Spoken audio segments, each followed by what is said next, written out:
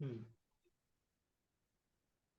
All right. Hello, Dilip ji. Welcome to Education Next podcast. Or when I, heard and saw you in the IMA meet, I knew you were a package of a lot of things.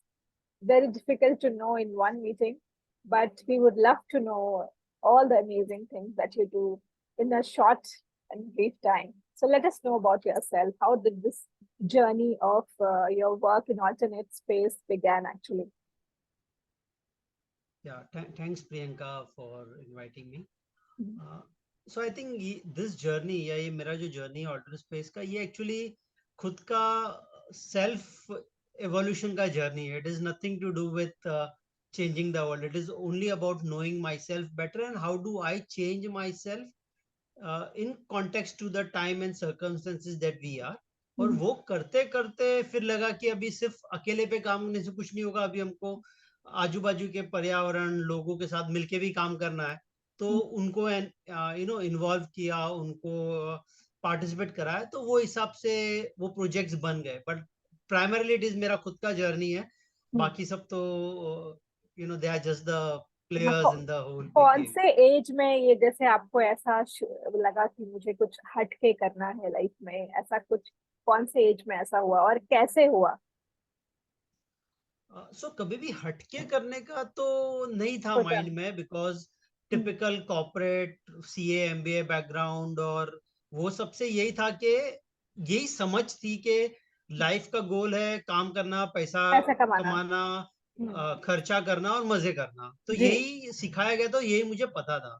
हम्म। वो तो जब 2003 4 5 के दौरान जब मेरा शादी का माहौल चल रहा था, मेरा अफेयर था और मेरी वाइफ को पोलियो है, तो हाँ। तभी बहुत स्ट्रगल्स हुए. और वो दौरान दुनिया से भागने के लिए मैं बहुत सारे ट्रैक्स पे जाता था, पहाड़ों पे जाता था.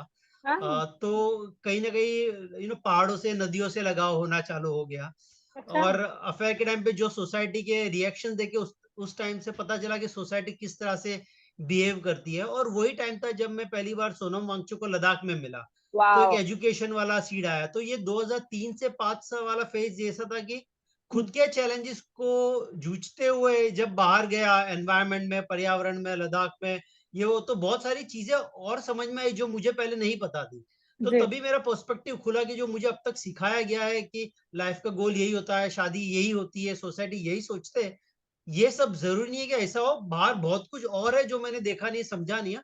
और तभी माइंड खुद का ओपन हुआ कि बस ये सब तो बकवास है, बहुत कुछ और है करने के लिए, देखने के लिए, सीखने के लिए. और तभी से ये था कि ये सब चीज पे काम करना है, but obviously with 2 degrees and burden of family है ना. ये सोचा कि अभी 10 15 साल काम करते, जो भी करना है, और जी। फिर जब राइट मौका और टाइम आएगा तब हम पूरा स्विच कर लेंगे. मीनवाइल खुद को प्रिपेयर करेंगे, उस लायक बनाएंगे. तो यही था तो इनिशियल सीड जर्नी का. तो ये सीड आपके पास ऑलरेडी था और फिर बस जैसे मौका मिला आप बस जंप कर गए, ऐसा कुछ हुआ? Absolutely, absolutely, yes, yes, yes, तो यस. अभी आप क्या करते हैं? और आई एम श्योर आप बहुत कुछ करते हैं, लेकिन एजुकेशन से रिलेटेड आपके कौन कौन से प्रोजेक्ट्स हैं और वो सब के बारे में बताइए। हम्म. तो करंटली मैं एक संस्था चलाता हूँ जिसका नाम है जेड फाउंडेशन. हम्म। और हम बोलते हैं कि हम 3 E's पे काम करते हैं: education, environment and entrepreneurship. Of course. Actually चौथा ई भी है, एनलाइटनमेंट, बट वो हिडन है. वो अच्छा, विजिबल नहीं है. वो खुद ही हो अ, जाएगा। वो खुद ही हो जाएगा. और हम करंटली 6 7 विलेजेस में काम करते हैं. और सो ऐसा नहीं कि प्राइमरीली एजुकेशन गोल है, या प्राइमरीली एनवायरनमेंट गोल है, या प्राइमरीली एंटरप्रेन्योरशिप गोल है. ऐसा नहीं है. It's about empowering people, empowering communities. और वो करने के लिए हमको एजुकेशन भी चाहिए, इकोलॉजी भी चाहिए, एंटरप्रेन्योरशिप भी चाहिए, और उसका मिक्स भी चाहिए. तो मेरा अंडरस्टैंडिंग एजुकेशन के सब्जेक्ट का ये है कि अ, वो सारी शिक्षा जो आपको अपनी जमीन से जुड़े रखे, जी। और जहाँ पे भी आप रहते हो, जहाँ पे भी आप बड़े हुए हो, उसको बेहतर बनाने में काम आए, वो एजुकेशन रियली रेलेवेंट है. बाकी सब इरेलेवेंट है. जी। रेलेवेंट होगा बाकी सब, बट वो इमीडिएट रेलेवेंस का नहीं है. मतलब जैसे हम गांव में काम करते हैं, तो उस गांव में वो जो बंदे रहते हैं, अगर उनकी तकलीफें उनके एजुकेशन सिस्टम सॉल्व करने में मदद करे, तो वो एजुकेशन सिस्टम रियली फायदे वाला है. जी। सो एजुकेशन अगर कॉन्टेक्चुअल हो, मतलब उस एरिया के माहौल के बराबर प्रैक्टिकल हैंड्स ऑन हो, और उसके प्रॉब्लम सॉल्व करे, तो वो एजुकेशन बहुत अच्छा है, ना कि वो एजुकेशन आपको अपरूट कर दे, आपको अपने जड़ों से तोड़ दे और आपको नासा लेके चले जाए। बट गांव में तो लोग पानी के लिए तरस रहे, तो वो नासा जाने का क्या फायदा? So finally it has to be local and then global. तो अगेन वेदर वो एजुकेशन स्कूलिंग सिस्टम से आ रहा है, ऑल्टरनेटिव से आ रहा है, या गुरुकुल से आ रहा है, या सिर्फ बड़े बुजुर्गों से सीख के आ रहा है, डजंट रियली मैटर। बट जो आपके करंट प्रॉब्लम्स को, करंट चैलेंजेस को, करंट कम्युनिटी को, करंट इकोलॉजी को एड्रेस करे, वो एजुकेशन सिस्टम है। और हम इस तरह से प्रोग्राम्स करते हैं हमारे डिफरेंट इनिशिएटिव्स में कि लोग, बच्चे अपने माहौल में काम करें और उसको बेटर बनाने की कोशिश करें। तो क्या करते हैं, जैसे बच्चे क्या सीखते हैं? आपका कोई सेंटर है ये, और उसमें बच्चे कैसे, आप बच्चों को पिक करते हैं, और कौन से एज के बच्चे आते हैं, एंड क्या राइट। सीखते हैं वो, और मेंटर्स कौन से हैं इनके, इसके बारे में तुम्हें बताइए। हाँ, तो बच्चों के पास आने के पहले मैं खुद खुद अभी भी सीख रहा हूँ। सो जी। मैं खुद भी एक दो स्कूल्स में एनरोल हूँ जहाँ पे मैं स्टूडेंट हूँ। कई वाह। फिलोसफी सीख रहा हूँ, कई सिविलाइजेशन के बारे में सीख रहा हूँ, कई सिंबोलिज्म के बारे में सीख रहा हूँ, कई जैन रिलीजन के बारे में सीख रहा हूँ कि हमारे प्रिंसिपल्स क्या थे। आलू कांदे पे प्रिंसिपल्स नहीं थे, प्रिंसिपल्स अहिंसा पे थे, हमने आलू कांदे पे लाके रख दिया है। तो एक है कि मैं खुद को बदल रहा हूँ, सीख रहा हूँ। और दूसरा, हम जो प्रोजेक्ट कर रहे हैं, जैसे कि हम एक आदिवासी विलेज में काम करें महाराष्ट्र में, जहाँ पे पानी की बहुत बड़ी समस्या थी। हमने पानी के प्रॉब्लम सॉल्व किए, तो लड़कियों के पास बहुत टाइम था, और ये ऑब्जर्व हुआ कि उनके फिजिकल स्ट्रेंथ अमेजिंग है and they can be amazing sports players. तो फिर हमने इस तरह से कुछ प्रोग्राम डिजाइन किया कि लड़कियां, 15 लड़कियां रोज आके 2 घंटा स्पोर्ट्स खेले, और एक दूसरे से वो बहाने मिले, शेयर करे, एक्सचेंज करे, और पैरेलली गांव के कुछ छोटे छोटे इश्यूज ले, जैसे कि रोड खराब था तो उन्होंने रोड रिपेयर कर दिया, कहीं फंक्शन हो तो फंक्शन अटेंड कर लिए। और अभी वो लड़कियां लास्ट 1 डेढ़ साल की मेहनत के बाद, उसमें से एक लड़की अभी महाराष्ट्र फ्रिस्बी में सिलेक्ट हुई है। सो बेसिकली हम ये देख रहे हैं कि ओके, उनके पास एक स्ट्रेंथ है, उनके पास एक रिसोर्स है, उनके पास एक स्किल सेट है, उसको हम कैसे लिवरेज करें ताकि वो लोकली प्रॉब्लम भी सॉल्व करे, खुद का सस्टेनेंस भी देखे, और खुद का एक मार्क बाहर भी बनाए, ताकि जब मार्क बाहर बनाते तो लोकल आपको और वैल्यू करते हैं। दैट तो इज ये सो हम ट्रू। ये, जी। हम्म। बोलिए बोलिए। हाँ, मैं बोल रही हूँ कि ये बच्चों को आप सेलेक्ट कैसे करते हैं? जैसे आपने कहा कि जैसे 15 लड़कियां आई, तो हाउ डिड यू, आप कैसे लेकर आते हैं इन बच्चियों को? हमने कोई सिलेक्शन नहीं किया, हमने तो बोला कि चलो जिसको भी खेलना है आ जाइए। हम्म। तो लड़की आ गई, और फिर हमने एक दो को कोऑर्डिनेटर बनाया, जिनका काम है कि रोज शेड्यूल बनाए, एक डिसिप्लिन रखे, एक मोमेंटम रखे, खुद ट्रेनिंग के लिए जाए। और फिर वो लड़की आती है, हर हफ्ते वो लोग बॉम्बे आते हैं फ्रिस्बी खेलने के लिए महाराष्ट्र टीम में, और पूरे वीक में गांव में खेलते हैं। और ना कि वो 15 खेलते हैं, और भी 15-20 बच्चों को खिलाते हैं। सो आई थिंक एक बार उनको रूटीन और रिदम मिल गया, प्लस उनको ये समझ में आ रहा है कि अब तक ये सिखाया जा रहा था कि तुमको गणित नहीं आता, विज्ञान नहीं आता, तो तुमको कुछ नहीं आता, लाइफ में कुछ नहीं कर सकते। मैं वही अभी हम ये पूछने बता वाली रहे, थी। तुमको फिजिकली तो तुम इतने स्ट्रांग हो, तुम 3-3 मटके लेके जा सकते हो, तो तुम बहुत स्ट्रांग हो, तो तुम स्पोर्ट्स में अमेजिंग हो सकते हो। और करेक्ट। स्पोर्ट्स जब उनको दिया, तो they are like amazing, they can beat anybody in Bombay town. मतलब आप कोई भी रेस में लगा दो, वो लोग हैंड्स ऑन बीट कर लेंगे उनको, बिकॉज हमने उनके स्किल्स को लेवरेज किया और फिर उनको बाहर लेके गए, ना कि उनको अप्रूव किया और ये बोला कि तुम बेकार हो और ये नया सीख लो। हम वो नहीं कर रहे, हम बोले तुम्हारे पास जो है कुछ कुछ बहुत अच्छा है, उसको लिवरेज करो और फिर आप नया सीखो। यही मैं आपसे। सिमिलरली हम एक राजस्थान में प्रोजेक्ट करते हैं, हम बात कर रहे हैं, वो जी। एक वाइल्ड लाइफ एरिया है, वहां पे बहुत अच्छा पर्यावरण, इकोलॉजी और ये सब है। और वहां पे पूरे एजुकेशन सिस्टम में कहीं पे भी पर्यावरण के बारे में शिक्षा ही नहीं है। सब कुछ सिखा रहे हैं, बट बिकॉज वो फॉरेस्ट एरिया है, फॉरेस्ट का कोई एजुकेशन नहीं। तो हम क्या कर रहे हैं कि हम वो बच्चों को फॉरेस्ट के बारे में, उधर के फ्लोरा फौना के बारे में सिखाते हैं, और हम प्लास्टिक वेस्ट मैनेजमेंट का प्रोजेक्ट करें जहाँ पे बच्चों को इन्वॉल्व करें। So again same thing, contextual relevant चीज क्या है, तो उनके फॉरेस्ट को बचाना है। उसको बचाने के लिए क्या रेलेवेंट एजुकेशन होगा, उसका हमने कुछ डिजाइन किया। और हम खुद स्कूल नहीं रन कर रहे, हम जो स्कूल्स ऑलरेडी है उसमें हमारे वॉलंटियर्स जाते हैं, उनको सिखाते हैं, उनको इन्वॉल्व करते हैं, उनको पार्टिसिपेट करते हैं। ये होप में कि जब ये एज पे अगर वो कुछ काम करे, पर्यावरण के बारे में कुछ सीखे, तो बड़े होके वो जगह को बचाएंगे, ना कि डंप यार्ड बना देंगे जो करंटली बन रहा है। Over to very you. या इंटरेस्टिंग। आपकी बहुत सारी पॉइंट्स इतनी इंटरेस्टिंग है। पहले तो मुझे सबसे सबसे ज्यादा इंटरेस्टिंग पॉइंट आपकी ये लगी कि जनरली जो एजुकेशन सिस्टम है, और जैसे आता है विलेजेस में या शहरों में, it first thing it does is it approves you, आपको हटा देता है वहां से, कहीं और ले जाता है। फिर आप अपने गांव से रिलेट नहीं करते हो, जब आप बाहर आते हैं, बाहर से आते हैं, तो बोलते हैं कितना गंदा है, कितना डर्टी है, सांस लेने में कितनी मुश्किल। तो मतलब इवन हमें भी कभी कभी ऐसा लगता है कि अरे कहाँ आ गए हैं, you know, that disconnection has happened I think with most of us, कि हम रिलेट नहीं कर पा रहे। गांव गांव और छोटे शहर वैसे के वैसे ही रह गए, इनफैक्ट और डिटोरिएट कर गए। जैसे पीपल थे, क्योंकि पहले तो एटलीस्ट व्हीकल्स कम थे तो गंदगी कम थी। अब तो व्हीकल्स इतना ज्यादा है कि रोड में चलना मुश्किल है, स्पेशली छोटे शहरों में। बट अगर बच्चों को या जो सीख रहे हैं उनको वहीं के बारे, जैसे आपने राजस्थान में किया, अगर वहीं के बारे कुछ बता दिया जाए या अवेयरनेस ही क्रिएट कर दिया जाए, तो एक सेंस ऑफ अवेयरनेस के साथ साथ एम्पावरमेंट भी आ जाता है कि अरे ये है, ये नहीं करना है, ये मेरे लिए है, ये हमारे गांव के लिए।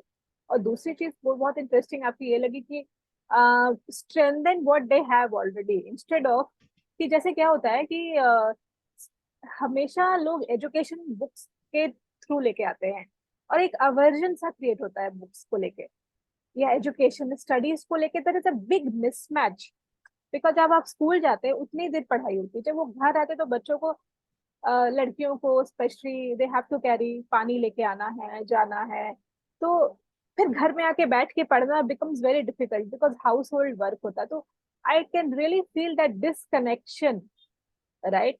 अगर घर में वैसा एनवायरनमेंट है, it's completely different thing where I think many parents are doing, जबरदस्ती बच्चों को बिठा के पढ़ो पढ़ो, they feed a completely different thing in the system, and they are very, it's very difficult for them to adapt to the outside world.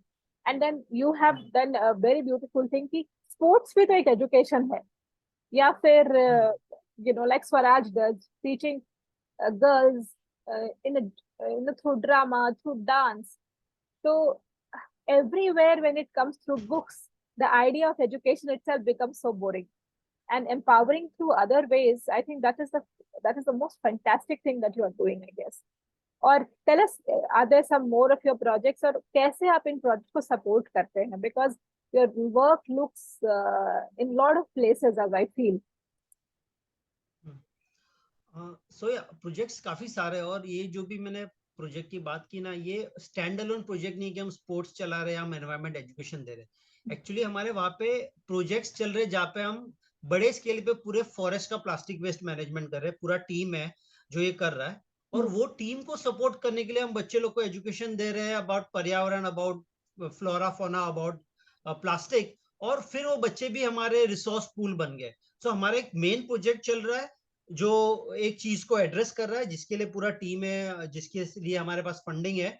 और फिर हम उसको एक्सटेंड करने के लिए, ताकि वो सस्टेन रहे, वो काम आगे जाके बेटर हो, उसके लिए हम एजुकेशन सिस्टम को टैप करें कि उस सिस्टम को कैसे इन्फ्लुएंस करें, ताकि हमारा मेन प्रोजेक्ट भी चलते रहे और ये प्रॉब्लम लॉन्ग टर्म के लिए सॉल्व हो। The whole idea is problem solving from two perspective, doing a project and educating. Even girls की जो मैं बात कर रहा हूँ महाराष्ट्र में, तो हम तो पानी का और विलेज में लाइवलीहुड क्रिएट करने का काम कर रहे हैं, पेड़ लगाने का काम कर रहे हैं।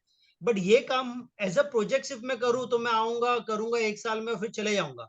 बट अगर लॉन्ग टर्म सोचूं, तो अगर इसका रेलेवेंस, इसका रीजनिंग, इसका बेनिफिट अगर ये बच्चे लोग को सिखाऊं, उनको इन्वॉल्व करूं, तो मेरे एक साल 2 साल जाने के बाद भी वो कुछ ना कुछ कंटिन्यू करेंगे। तो ये स्पोर्ट्स चालू हुआ था बच्चों को जमा करेंगे ताकि हमारे मेन प्रोजेक्ट में सपोर्ट करें। और वो सपोर्ट करने के एंगल से फिर हमने बोला स्पोर्ट्स से जमा होंगे और फिर मेन को सपोर्ट करेंगे, और मेन प्रोजेक्ट चल ही रहा है, वो साथ में वहां पे भी कंट्रीब्यूट कर रहे हैं और खुद के लिए भी एक पाथ बना रहे हैं। सो इट्स नॉट लाइक हम स्पोर्ट्स स्कूल चला रहे हैं, हम प्लास्टिक का स्कूल चला रहे हैं, वैसा नहीं है। हम प्रोजेक्ट कर रहे हैं और बच्चे रियल लाइफ प्रोजेक्ट में पार्टिसिपेट करके एक रियल लाइफ प्रॉब्लम को सॉल्व कर रहे हैं, और वो मेथड से सीख रहे। सो बेसिकली मैं हमेशा ये एक एग्जांपल यूज करता हूं कि कोई भी पेड़ इतना ही स्ट्रांग और उतना ही बड़ा बनता है जिसके उतने रूट्स मजबूत है। अगर रूट जमीन में है, मजबूत है, तो पेड़ बड़ा और स्ट्रांग बनेगा। अगर अप्रूट हो गया और आप चाहोगे पेड़ बड़ा और स्ट्रांग हो, तो वेरी डिफिकल्ट है। तो यही है कि लोकल लेवल पे कम्युनिटी को अगर रूट स्ट्रांग किया जाए, then they can do lot better. तो अभी वो महाराष्ट्र में फ्रिस्बी खेल रही है, कल शायद इंडिया में खेले, बट दैट इज बिकॉज उनका रूट बहुत स्ट्रांग है। उनको खुद के स्किल सेट्स पे, खुद के एबिलिटीज पे कॉन्फिडेंस है, ना कि मुझे ये नहीं आता।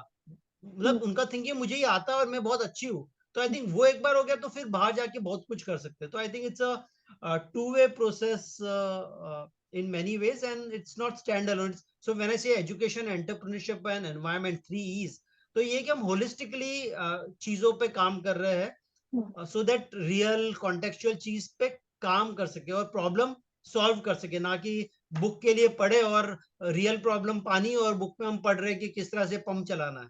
then it doesn't work, it is only creating more problems. That's very true. So how do you think कि जो, if you look at the education system, I'm going to be very frank कि I don't see the relevance at all of what we do, what we learn. In fact, that is why 10th और 12th के बाद बच्चों का completely disconnect हो जाता है, क्योंकि आप जो बुक में पढ़ रहे हैं, जो world war 2, world war 1 history में लेके पढ़ रहे हैं, या जो भी कर रहे हैं, like you say there is no relevance in real life. तो आप एग्जाम पास करने के लिए पढ़ते हैं, फिर आप वो सोचते हैं कि अब क्या करें जिंदगी में, because you you I think there is a huge disconnect between what we learn in school and the real life problems that we face. So how else do you think this gap can be bridged? Schools will always be like that, right? It's very difficult कि हम जाके curriculum को change करें, पर और क्या कर सकते हैं हम आपके हिसाब से कि ये और becomes more realistic? What do you think? See currently ये जो भी सिस्टम चल रहा है वो जो मनी इकोनॉमी है, बिकॉज एम्प्लॉयमेंट, सैलरी, जॉब वो मार्केट से चल रहा है, इसके लिए वो पर्टिकुलर टैलेंट को और सबको वहीं पे अट्रैक्ट कर रहा है। मतलब इंडिया के बेस्ट ऑफ द टैलेंट्स जो आईआईटीज या आईएम्स या फॉरेन जा रहे हैं, वो रियल वर्ल्ड के प्रॉब्लम्स को सॉल्व नहीं कर रहे, वो इमेजिनरी प्रॉब्लम्स को बना रहे हैं और फिर उसको सॉल्व कर रहे हैं। सो रियल वर्ल्ड तो प्रॉब्लम में है ही, बट नए प्रॉब्लम्स क्रिएट करने की ट्राई कर रहे हैं। दैट इज बिकॉज हमारे करंट नरेटिव या करंट सिस्टम ने मनी को इतना ज्यादा इंपॉर्टेंस दे दिया है that anything that you do for money is what makes meaning, everything else is useless. और ये ब्रेन वॉशिंग इतना हैवी है कि अगर कोई काम कर रहा है जहाँ पे मनी एज एन आउटकम नहीं है, तो उसको खुद को सस्टेन करना, खुद को जस्टिफाई करना बहुत डिफिकल्ट हो रहा है। तो आई थिंक ये बड़ा नरेटिव जो है, कहीं ना कहीं उसको चेंज करने का जरूरत है, उसको चेंज होने का जरूरत है, बिकॉज हर चीज मनी के मैटर में मेजर नहीं कर सकते हैं। एक बड़ा एलिमेंट है सोशल, स्पिरिचुअलिटी, स्पीशीज, ये हम तीनों को बहुत नजरअंदाज कर देते हैं जब हम चीजों को पैसों से मेजर करते हैं। जबकि आज की तारीख में जो हिसाब से चीजें चल रही है, मतलब हो सकता है कि बहुत पैसा हो बट खाने को कुछ नहीं हो, या फ्रेश एयर नहीं हो, फ्रेश पानी नहीं हो, then it doesn't really work. But वो है कि नैरेटिव जो चल रहे हैं या चला रहे हैं, उसको चेंज करना बहुत इंपॉर्टेंट है। एंड शायद इसके लिए बहुत बड़े मास मूवमेंट या रेवोल्यूशन की जरूरत है, या फिर बहुत सारे छोटे छोटे मूवमेंट्स इतना ज्यादा काम करे अपने लोकल लेवल पे कि ये बड़े नैरेटिव्स जो मीडिया एंड कम्युनिकेशंस और बड़े कॉर्पोरेट्स या गवर्नमेंट चला रहे, they become dysfunctional. I think sometime the things will change. Tipping point आएगा जब चीजें बदलेगी, because current corporate consumerist capitalist चीज 200-400 साल पहले नहीं था, अभी है। हो सकता है 100 साल के बाद ये कोलैप्स हो जाए, नया नैरेटिव आएगा। So I think things will change. People have to keep doing what they do, and I'm hopeful things will become better. Yes, it will. With you as one of the people who are into this change-making world, and I think a lot more like you, I think it will, and it is happening. And but tell me one more thing. ये entrepreneurship का जो आपका angle है, where does this come from, and how important do you think कि young लोगों में ये entrepreneurship का seed होना चाहिए, और कैसे इसको लाया जा सकता है? So actually इंडिया में तो ये एंटरप्रेन्योरशिप का सीड सब में ही है, लाने का जरूरत ही नहीं। हर फार्मर, हर कॉबलर, हर पॉटर एक एंटरप्रेन्योर है अपने गांव में। जस्ट दैट को उसको ये बताया गया यार पॉटरी फार्मिंग बेकार है, तुमको तो किधर नौकरी करना चाहिए, और वो अपना खेत गाय भैंस छोड़ रहा है, एंटरप्रेन्योर से नौकर बन रहा है, जबकि वो एंटरप्रेन्योर हमेशा था और हमेशा है। तो आई थिंक एंटरप्रेन्योर का सीड तो ऑलवेज है, खाली उसको नर्चर करने का जरूरत है, उसको थोड़ा सपोर्ट सिस्टम का जरूरत है। बिकॉज अभी ब्रेन वॉशिंग इतना हाई, और नौकरी में बिकॉज स्टेबल इनकम मिल जाता है, इट बिकम्स वेरी कन्वीनियंट के क्यों खेती करके परेशान होना है, मेरे को तो लेबर का 500 रुपया दिन का फिक्स मिलता है। तो कहीं ना कहीं वो तोड़ने की जरूरत है। और entrepreneurship is not only about money, it's about independence, it is about being able to control your own life rather than being controlled by somebody else. तो मैं एंटरप्रेन्योरशिप उसको देख रहा हूँ, ना कि आप बिजनेस करो पैसे के लिए, बट आप खुद की लाइफ को कंट्रोल करो। जब मैं तीनों चीज को बोला, जैसे मैंने प्लास्टिक की बात की या स्पोर्ट्स की बात की, तो वहां पे हम जब प्लास्टिक का इशू प्रोग्राम कर रहे हैं, पूरे फॉरेस्ट में मैनेज कर रहे हैं, तो एंटरप्रेन्योरशिप का एंगल आ गया, बिकॉज हम वो प्लास्टिक को ला रहे हैं, हम उसको प्रोसेस कर रहे हैं और चेयर्स एंड टेबल्स बना रहे हैं, और जो लोकल्स उसमें एम्प्लॉयड है उनको उसमें काम मिल रहा है, उसमें शेयर मिल रहा है। तो एंटरप्रेन्योर मतलब वो अपना सस्टेनेंस, खुद के फॉरेस्ट के प्रॉब्लम को सॉल्व करने से खुद का सस्टेनेंस कर रहे हैं, और बच्चों को सिखा रहे कि पर्यावरण को कैसे समझना है।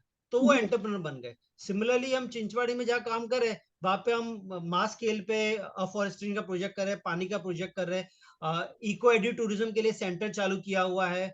दो ट्राइबल्स को हमने टूरिज्म सेंटर चालू करने हेल्प किया ताकि वो खुद का सेल्फ सस्टेनेंस कर सके।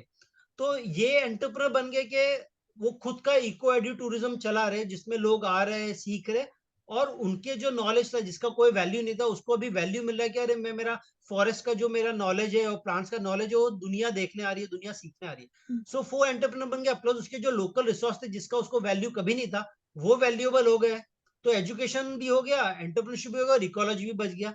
सो दोनों केस में हम ये सब चीजों को मिला रहे ताकि सेल्फ सस्टेनेंस हो और खुद के एम्पावरमेंट पे लोग फोकस करें, ना कि नौकरियों में लाइन लगाए या खुद को छोटा समझे।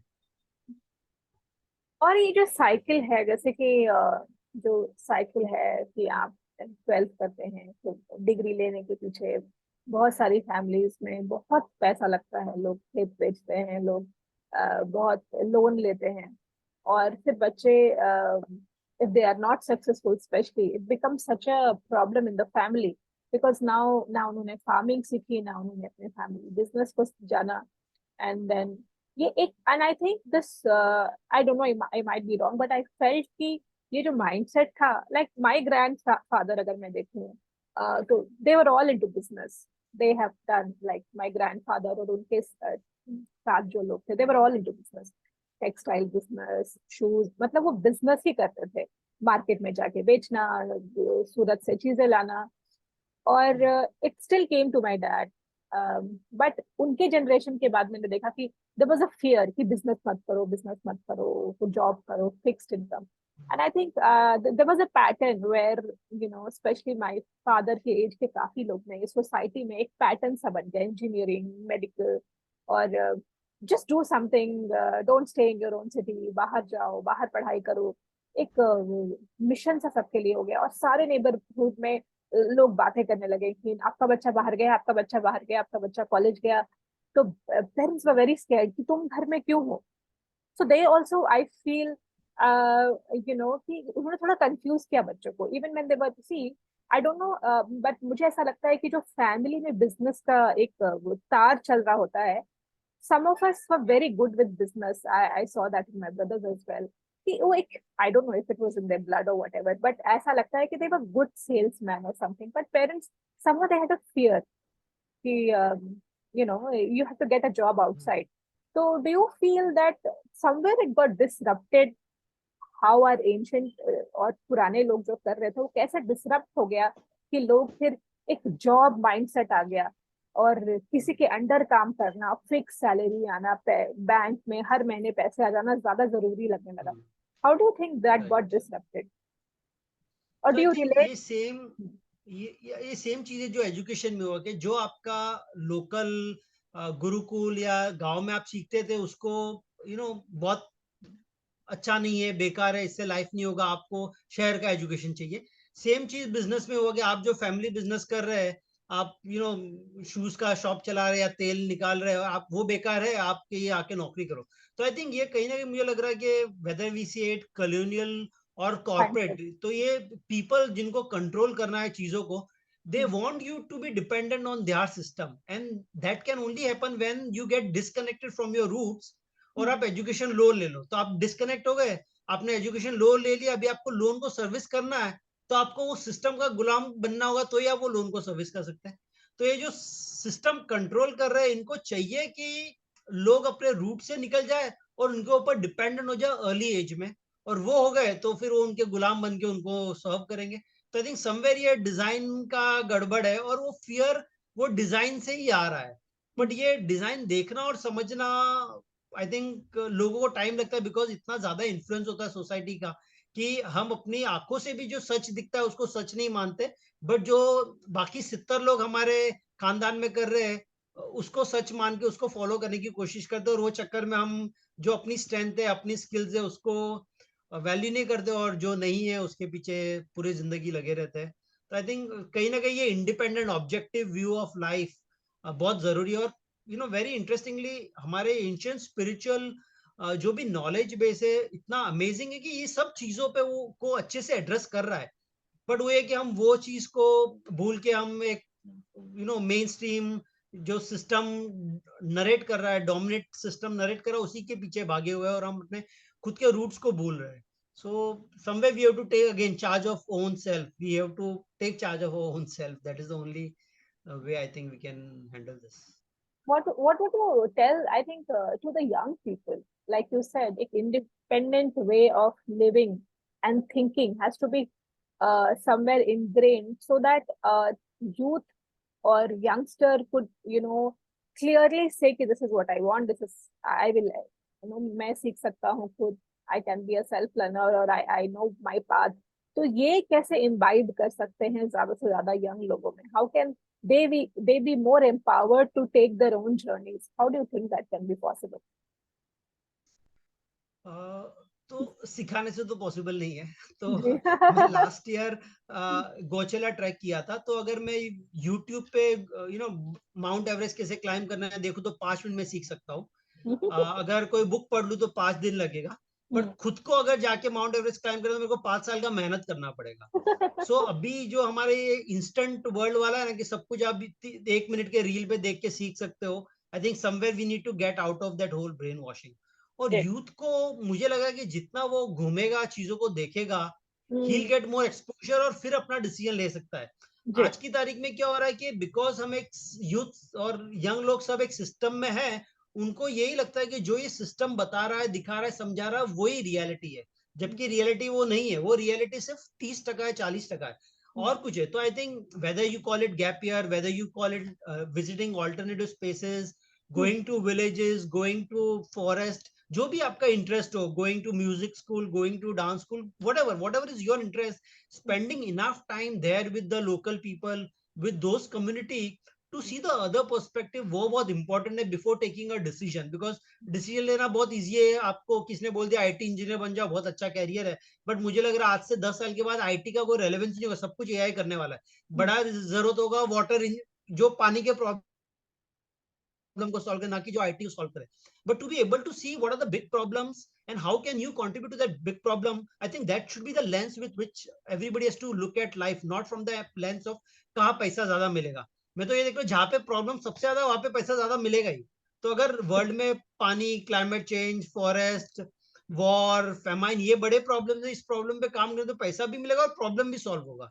सो I think youth has to see this, but this only can happen if we takes enough exposure and not get limited to reels and virtual reality. He has to go out in real world to see what reality is. और वो करेगा तो I think there are lots of opportunities and lots of ways things So can be done. basically more experiential learning, ज्यादा घूमना फिरना, travel करना, लोगों से मिलना, बातें करना, take short term courses, थोड़ा volunteering, vocational learning, maybe a mix of all those things has to happen. ना कि I think education system, again I feel it's a very comfortable journey. आप एक ही system में Yeah. पेरेंट्स ढूंढ लेते हैं आपके लिए एक ऐसा जगह जहाँ पे आप 12 क्लास 12 तक आप कंटिन्यू कर सके. And then again you're into a safe zone. Parents already decide कि कौन सा कॉलेज अच्छा रहेगा. They are saving money, they are saving 20-30 lakhs से आपके एजुकेशन के लिए वो पैसा बचाते हैं ताकि वहां पे भी the way the brain washing has happened basically. मैं तो बोलती हूँ कि अच्छा हो कि अगर पैसा नहीं हो तो बच्चे कम से कम सोचेंगे तो सही at a point कि what should I do. But parents try to make it very safe for you in the sense that when you just are out of 12th, they have saved money for you to travel and get a college so that you don't suffer, you don't struggle at all. And then आप आराम से college कर लेते हैं. Then आप एक system में घुस जाते हैं. The frustration sets in as in what have I done? I never lived my life, or I could not contribute. I am not part of anything bigger. Who am I? And those challenges starts, and then I think that gave rise to, I think, a lot of then corporate meditations होते हैं where you go and try to understand what you're doing. So basically, it's all comes round. The circle goes on round and round. But before we, youth तो as ऐसा है कि जहाँ पे सबसे ज्यादा चैलेंजेस फेस करने चाहिए. बिकॉज अगर आपने अर्ली इन लाइफ में बहुत सारे चैलेंजेस एक साथ में फेस कर लिए, then you become so well prepared for life and all the struggles that is very easy. But हम चैलेंज जब पेरेंट्स अवॉइड करते हैं कि बच्चों को सेफ जोन दो, सेफ जोन दो, तो वो सेफ जोन इतना ज्यादा हो जाता है कि you are actually not a good parent, you are a bad parent. वो सेफ्टी में आप उनका तकलीफ कर रहे हो. तो आई थिंक challenges and this thing is very good for your evolution finally. So it all comes back to you evolve or you grow only when there are challenges. और वो nature में भी होता है और human में भी होता है. There's no difference. Otherwise, there is this all this panic attack. You have anxiety. You can't face problems. You go into depression. You can't handle ups and downs in life. You are so much into a way of structuring your life कि कभी भी थोड़ा अंदर बाहर हुआ तो आप एकदम टेंस हो जाते हैं. आज कैसे होगा, आज तो ये नहीं है, वो नहीं है. I think we had a tough childhood. If I look at my childhood, we had problems. Electricity नहीं होता था, कुछ करने को नहीं होता था. We used to get bored, and I think getting bored was a great thing. Now अगर बच्चों को देखा जाए तो getting bored is a tough thing for them because Yeah. वो बैठ के सोच नहीं सकते क्योंकि टीवी या phone, what to do. it's like उनको बहुत रेस्टलेस कर देता है बोर होना. बच्चों को क्या मतलब, बड़ों को भी, मेरे को भी कई बार होता है कि फोन का इतना ज्यादा तकलीफ हो जाता है कि लगता है कि फेंक देना चाहिए. So absolutely it's a big problem.